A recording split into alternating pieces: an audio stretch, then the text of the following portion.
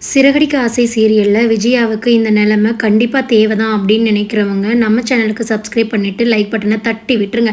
ஸ்ருதி வீட்டில் ஸ்ருதியோட அப்பாவோட ஃப்ரெண்ட்ஸ் ஃபேமிலியோடு வந்து ஒரு பார்ட்டி அரேஞ்ச் பண்ணியிருக்காங்க. அந்த பார்ட்டியில் எல்லாருமே ட்ரிங்க்ஸ் பண்ணிவிட்டு ரொம்பவே ஜாலியாக என்ஜாய் பண்ணுறாங்க. இதை பார்த்துட்டு இருந்த விஜயாவுக்கு சுத்தமாக பிடிக்கல. என்னடா இது, இவங்க இப்படியெல்லாம் பண்ணுறாங்க அப்படிங்கிற மாதிரி யோசிச்சுட்டு நின்றுட்டுருக்காங்க. அப்போ ஸ்ருதியோட அம்மா வந்து, என்ன சம்மந்தி இங்கே தள்ளி நிற்கிறீங்க, நீங்கள் வாங்க நம்ம போய் எல்லாம் என்ஜாய் பண்ணலான்னு சொல்லி வலுக்கட்டாயமாக பிடிச்சி இழுத்துட்டு போகிறாங்க பார்ட்டிக்கு. என்னை விடுங்க, நான் வரலன்னு விஜயா எவ்வளவோ சொல்கிறாங்க. ஆனால் கேட்காம ஸ்ருதியோட அம்மா கூட்டிகிட்டு போயிடுறாங்க. அங்கே போனால் ஸ்ருதியோட அப்பாவோட ஃப்ரெண்ட்ஸ் வந்து அவங்கள கொஞ்சம் இன்சல்ட் பண்ணுற மாதிரி பேசுகிறாங்க. அதுக்கு ஸ்ருதியோட அம்மா, நீங்கள் நல்லா பாடுவீங்கள்ல சம்மந்தி, பாடுங்க, நம்ம எல்லாம் என்ஜாய் பண்ணலாம் அப்படிங்கிறாங்க.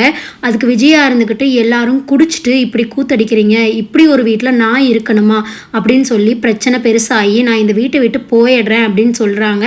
ஏதோ ஒரு என் போதாத காலம் நான் இப்படி ஆயிட்டேன், இல்லைன்னா உங்கள் வீட்டுக்கு நான் வந்திருக்கவே மாட்டேன், உங்கள் வீட்டுக்கு நான் வந்திருக்கவே கூடாது, நான் தெரியாமல் வந்துட்டேன், இனி நான் இந்த வீட்டில் ஒரு நிமிஷம் கூட இருக்க மாட்டேன், நான் போகிறேன் அப்படின்னு சொல்லிட்டு முடிவெடுக்கிறாங்க. முடிவெடுத்து வீட்டுக்குள்ளே போய் பேக்கெல்லாம் எடுத்துக்கிட்டு வெளியில் வந்ததுக்கப்புறம் தான் அவங்களுக்கு எங்கே போகிறதுனே தெரியலை. அண்ணாமலை வீட்டுக்கு போகலாம், அதாவது மீனா வீட்டுக்கு போகலாம் அப்படின்னாலும் அவங்க மனசு இடம் கொடுக்கல. சரி ஓகே, நம்ம மனோஜோட ஷோரூம்க்கே போயிடலான்னு சொல்லிட்டு மனோஜோட ஷோரூமுக்கு போயிடுறாங்க. அம்மா காலையிலேயே வந்ததை பார்த்த மனோஜுக்கு தூக்கி வாரி போட்டுருது. ஏன்னா ரோகிணி இன்னும் ஷோரூம்குள்ளே தான் தூங்கிட்டு இருக்காங்க. இதை பார்த்து அம்மா வந்துட்டாங்களே அப்படின்னு நினச்ச மனோஜுக்கு இது எப்படி சமாளிக்க போகிறோம், ரோகிணி இங்கே இருக்கிறத பார்த்தாங்கன்னா அம்மாவுக்கு பயங்கரமாக கோபம் வரும் அப்படின்னு சொல்லிட்டு ஓடி போய், ஏம்மா என்னாச்சு, ஏன் இப்படி வந்திருக்கிறீங்க, என்னம்மா ஆச்சு அப்படின்னு சொல்லி கேட்குறாங்க. அதுக்கு விஜயா இருந்துக்கிட்ட, நான் இனிமேல் ஸ்ருதி வீட்டில் ஒரு நிமிஷம் கூட இருக்க மாட்டேன்டா, அவங்க என்னை ரொம்ப இன்சல்ட் பண்ணிட்டாங்க, இப்படியெல்லாம் திருடுற மாதிரி நினச்சிக்கிட்டு வீட்டையெல்லாம் பூட்டுறாங்க, ஒரு பால் காப்பி கொடுக்கலடா, அவங்க சாப்பாடும் எனக்கு ஒத்துக்கலை, அதுவும் இல்லாமல் நேற்று நைட்டு என்ன நடந்தது தெரியுமா அப்படிங்கிற மாதிரி அந்த வீட்டில் நடந்த அந்த பார்ட்டியை பற்றி மனோஜ்கிட்ட தெளிவாக சொல்கிறாங்க. அதை கேட்டுட்டு இருந்த மனோஜுக்கு இதை சமாளிக்கிறதா இல்லை ரோஹிணி அங்கே ஷோரூமில் இருக்கிறதை சமாளிக்கிறதான்னு தெரியலை. ஒரே குழப்பம்மா. சரிம்மா நீங்கள் இருங்க அப்படின்னு சொல்லிட்டு சோஃபாவில் உட்கார வச்சு போட்டு உள்ளே போகிறாங்க. உள்ளே போனதும் ரோஹிணி கிட்ட, அம்மா வந்துட்டாங்க ரோஹிணி, இப்போ என்ன பண்ணுறதுன்னு தெரில, உன்னை மட்டும் இங்கே பார்த்தாங்க, கண்டிப்பாக நம்ம 2 பேரும் செத்தோம் அப்படிங்கிற மாதிரி சொல்கிறாங்க. அதுக்கு ரோஹிணி இருந்துக்கிட்டு, என்ன மனோஜ் திடீர்னு ஏன் இவங்க வந்தாங்க ஆன்ட்டி இங்கே அப்படின்னு சொல்லி கேட்குறாங்க. அதுக்கு மனோஜ் இருந்துக்கிட்டு, அங்கே ஸ்ருதி வீட்டில் அம்மாவுக்கு நல்ல ரெஸ்பெக்ட் கொடுக்கலையாமா, அவங்க என்ன பணம் வச்சுருக்காங்க, ஒருத்தவங்க கெஸ்ட்டு வந்தால் நல்லா பார்த்துக்க கூட தெரியாதா அப்படிங்கிற மாதிரி இவர் பேசுகிறாரு. அதுக்கு ரோஹிணி மனசுக்குள்ளே, உங்கள் அம்மா அங்கே ஏதாவது பண்ணியிருப்பாங்க அப்படிங்கிற மாதிரி நினச்சிட்டு, நீ உடனே முத்துக்கு ஃபோன் பண்ணு, அம்மா வந்து இங்கே ஷோரூம் வந்துருக்காங்க அப்படிங்கிற மாதிரி சொல்லு அப்படிங்கிறாங்க ரோகிணி. உடனே மனோஜ் வந்து முத்துக்கு ஃபோன் பண்ணி, முத்து இந்த மாதிரி அம்மா வந்து அங்கேருந்து கோச்சிட்டு இங்கே ஷோரூம் வந்துட்டாங்க, ஷோரூமில் தான் தங்கலான்னு சொல்கிறாங்க, எனக்கு என்ன பண்ணுறதுன்னு தெரில, நீ வா இங்கே அப்படின்னு சொல்லி சொல்கிறாங்க. முத்து இந்த விஷயத்த மீனா கிட்ட சொல்கிறாங்க. மீனா இப்படி அம்மா வந்து ஸ்ருதி வீட்டில் ஏதோ கோச்சிட்டு மனோஜோட ஷோரூமுக்கு போயிட்டாங்களாம்மா, வா நம்ம போய் கூட்டிகிட்டு வரலாம் அப்படிங்கிற மாதிரி பேசுகிறாரு.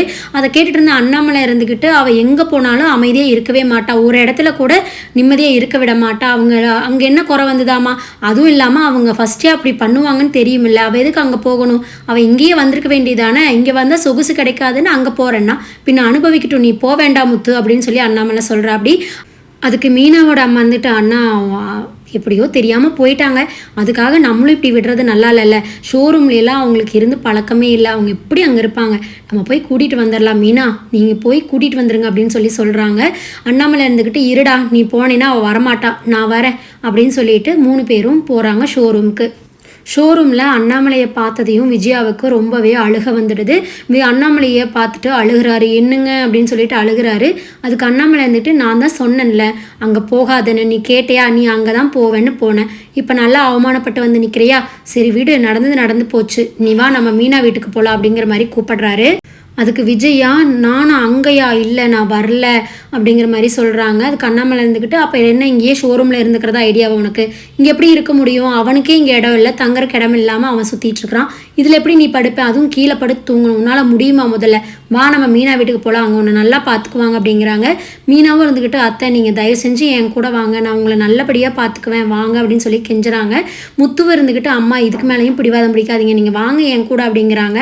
மனோஜ் இதுதான் சாக்கு, அம்மாவை எப்படியாவது தாட்டி விட்டாதான் ரோகிணி இங்கேருந்து கடத்த முடியும், இல்லைன்னா ரோகிணி இங்கே தினமும் வர்றதுக்கு ஏற்பாடு நல்லபடியாக இருக்கும் அப்படிங்கிற மாதிரி.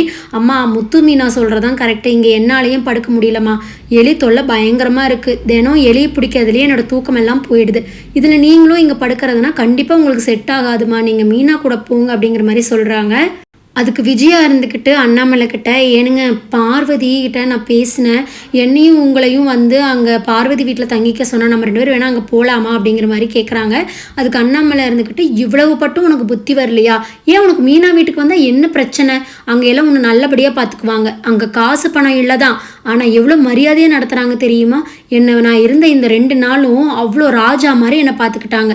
நீ கூட என்னை அந்த அளவுக்கு பார்த்துக்கல. அப்படி பார்த்துக்கிட்டா மீனாவும் குடும்பத்து ஆளுகளும். உனக்கு என்ன இப்போ பிரச்சனை மீனா வீட்டுக்கு வர்றதுக்கு அப்படிங்கிற மாதிரி கேட்குறாரு. சரி, எல்லாரும் இவ்வளோ தூரம் சொல்கிறீங்க, அதனால நான் வரேன். ஆனால் எனக்கு ஒரு கண்டிஷன்.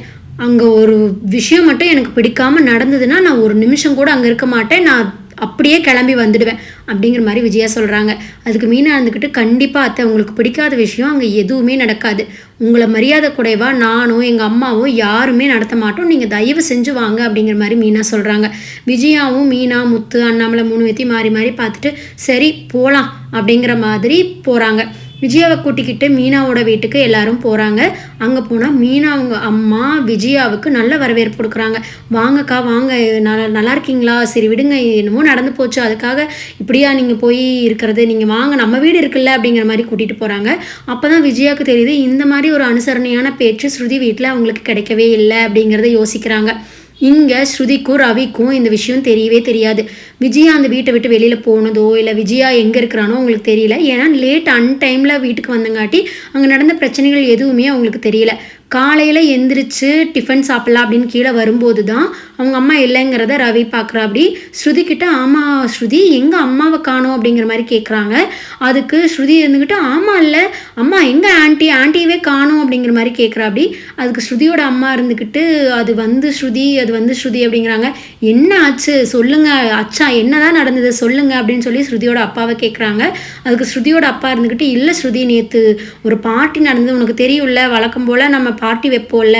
ஆமாம், எப்பவும் வைக்கிற பார்ட்டி தானே அப்படிங்கிற மாதிரி ஸ்ருதி சொல்கிறாங்க. அதுக்கு ஸ்ருதியோட அப்பா, அந்த மாதிரி தான் நேற்று வழக்கம் போல் நம்ம வீட்டில் அந்த பார்ட்டி நடந்துச்சு. நம்ம வீட்டில் பார்ட்டி நடந்தது உங்கள் அத்தைக்கு சுத்தமாக பிடிக்கல.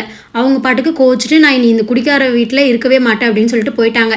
இதை பாரு, என் ஃப்ரெண்ட்ஸ் முன்னாடி எவ்வளோ அவமானமாக போச்சு தெரியுமா? வந்து நம்ம வீட்டில் கெஸ்ட்டாக இருக்காங்களே, அந்த லிமிட்டில் இருக்கணும்னு கூட அவங்களுக்கு தெரியல. என்னமோ இது அவங்க வீடு மாதிரியும் நம்ம அவங்க வீட்டில் பார்ட்டி வச்ச மாதிரியும் அவ்வளோ தூரம் கத்திட்டு போயிட்டாங்க ஸ்ருதி. எனக்கே ஒரு மாதிரி ஆயிடுச்சு தெரியுமா? நாங்களும் எவ்வளவோ தடுத்து பார்த்தோம், அவங்க கேட்கவே இல்லை அப்படிங்கிற மாதிரி சொல்கிறாங்க. ரவி இருந்துக்கிட்டு, என்ன நீங்கள் இவ்வளோ அசால்ட்டாக சொல்கிறீங்க? நேற்று நைட்டே கிளம்பி போயிருக்காங்க, அப்போ அதை நீங்கள் எங்கிட்ட இன்ஃபார்ம் பண்ணியிருக்கணுமில்ல அப்படிங்கிற மாதிரி கேட்குறாரு. அதுக்கு ஸ்ருதியோட அப்பா, இல்லை எங்களுக்கு அந்த சமயத்தில் என்ன பண்ணுறதுன்னு தெரில, அவங்க வந்து ரிலேட்டிவ் மாதிரி இருக்கணும்ல, அவங்க பாட்டுக்கு ஓவர் அட்வான்டேஜ் எடுத்துக்கிட்டால் நாங்கள் என்ன பண்ண முடியும் அப்படிங்கிற மாதிரி சொல்கிறாங்க. உடனே ரவி ஸ்ருதியை பார்த்து முறைச்சிட்டு, நான் போய் அம்மாவை தேடுறேன் அப்படிங்கிற மாதிரி போயிடுறாரு. ஸ்ருதி இருந்துக்கிட்டு, என்னாச்சா நீங்கள், இதெல்லாம் உங்களுக்கு பழக்கம் இல்லை, புதுசு, அவங்க ஏன் நீங்கள் கம்பல் பண்ணீங்க அப்படிங்கிற மாதிரி பேசிட்டு போங்க அப்படின்னு சொல்லிட்டு அவளும் ரவி பின்னாடியே போகிறான். ரவிக்கு இந்த விஷயமெல்லாம் தெரிய வருமா? ரவிக்கு இந்த விஷயம் தெரிய வந்தால் ஸ்ருதியோட அப்பா அம்மா கிட்ட எந்த மாதிரி பிஹேவ் பண்ணுவார் அப்படிங்கிறத பொறுத்திருந்து தான் பார்க்கணும். இனி வர எபிசோடுகளை பார்த்து தெரிஞ்சுக்கலாம். இதுதான் நடக்க போகுதுன்னு நான் நினைக்கிறேன். நீங்கள் என்ன நினைக்கிறீங்கன்னு கமெண்ட்டில் சொல்லுங்கள்.